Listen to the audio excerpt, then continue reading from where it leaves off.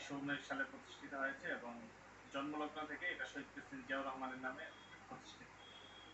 Awami fascist সরকার ক্ষমতায় আসার পরে তাদের মূল টার্গেট ছিল জিয়া পরিবার। জিয়া পরিবারের নামে যেখানে যে ধরনের স্থাপনা ছিল সেগুলোকে ধ্বংস করে, সেগুলোর সৌন্দর্যকে ধ্বংস করে তারা সেখানে মানে বিভিন্ন ভাস্কর্য বা সেই যেই সুন্দর ন্যাচারাল ক্যারেক্টারটা ছিল সেটাকে ধ্বংস করাই তাদের মূল উদ্দেশ্য ছিল।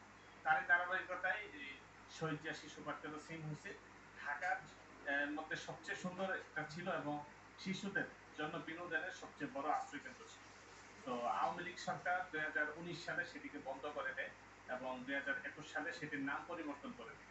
দিয়ে তারপরে শিশু পার্কের যে ন্যাচারাল ক্যারেক্টারটা ছিল সেটাকে পুরোপুরি ধ্বংস করে দিয়ে সেখানে বিভিন্ন ভাস্কর্য শেখ মুজিব সহ শেখ পরিবারের বিভিন্ন সদস্যদের ভাস্কর্য তারা ওখানে নির্মাণ করার অপচেষ্টা করে এবং শিশুদের যেখানে আনন্দের জায়গাটা ছিল সেটা আনন্দের বদলে সেটা বেদনার যে স্মৃতি হয়ে দাঁড়িয়েছে। এখন